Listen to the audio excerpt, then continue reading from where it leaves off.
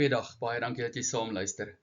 Ons pitstop vandag begin met 'n nuwe kort reeks wat sê Coram Deo of dan ons lewe Coram Deo. Dit beteken ons lewe voor die aangesig van die Here.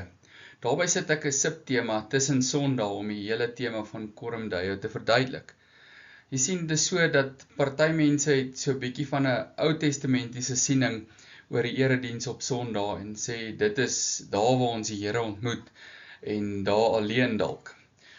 Dis nie verkeerd nie, ons ontmoet die Here op 'n wonderlike manier, saam met ons medegelowiges, en in sy woord, soos dat hy ook vir ons daarin leer en onderrig, maar die Here is oral saam met ons. Soos in die Ou Testament was daar 'n tempel waar die mense gegaan het om die Here te ontmoet, in die Nuwe Testament raak die gelowiges vervul met die Heilige Gees die tempel van God. Daarom is ons lewe altyd in die aangesig van die Here. En is daar nie net een erediens op Sondae van 9 tot 10 of wat ook al die erediens is waartoe jy gaan se tyd is nie, maar ons lewe is 'n erediens. Elke dag tussen Sondag leef ons ook in die aangesig van die Here.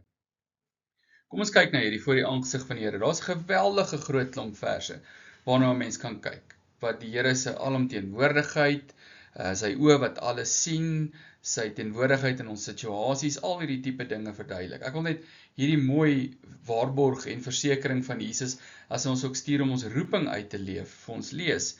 Matteus 28 vers 19 tot 20, gaan dan en maak disippels van al die nasies deur hulle te doop in die naam van die Vader en van die Seun en van die Heilige Gees, en hulle te leer om alles te onderhou wat ek julle beveel het. En kyk, ek is met julle al die dae tot in die volëinding van tyd. Ons kry die versekering van Jesus dat hy is met ons al die dae tot in die volëinding van tyd. En so is hy ook met ons deur die krag en die werking van sy Heilige Gees. Elke oomblik wat ons leef, leef ons Coram Deo in die aangesig van die Here. En dit gee vir ons 'n wonderlike troos. Daar niks is wat met ons gebeur wat die Here nie sien nie, of geen situasie waardeur ons gaan waarvan die Here nie weet nie. Hy is saam met ons. Hy is een wat ons dra, lei en rig.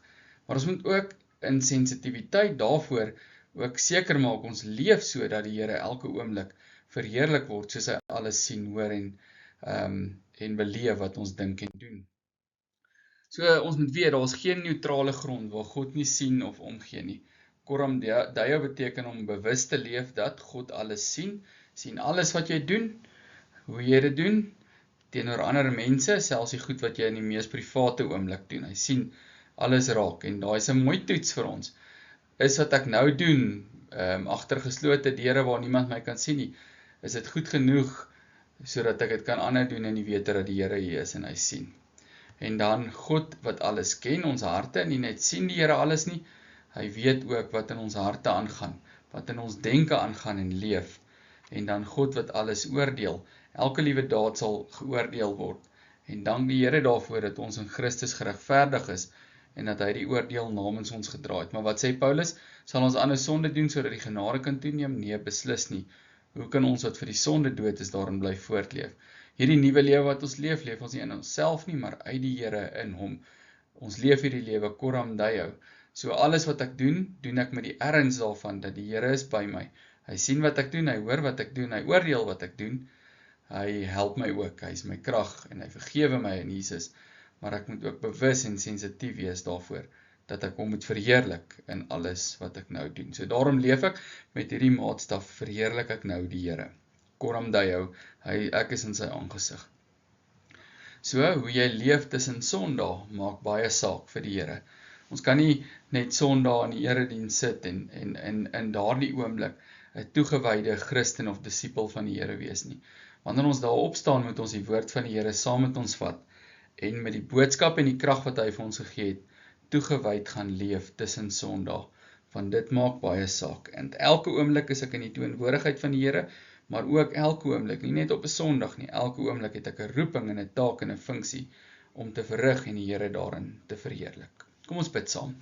Almagtige God en Hemelse Vader, wat 'n wonderlike voorreg om in U aangesig te mag leef, dat U alles sien van ons, dat U ons dra en ons krag is, en dat U ons helper is, dat U oral saam met ons is, en dat ons nooit hoef te vrees nie, want U is by ons. U gaan saam met ons, en ons prys U daarvoor.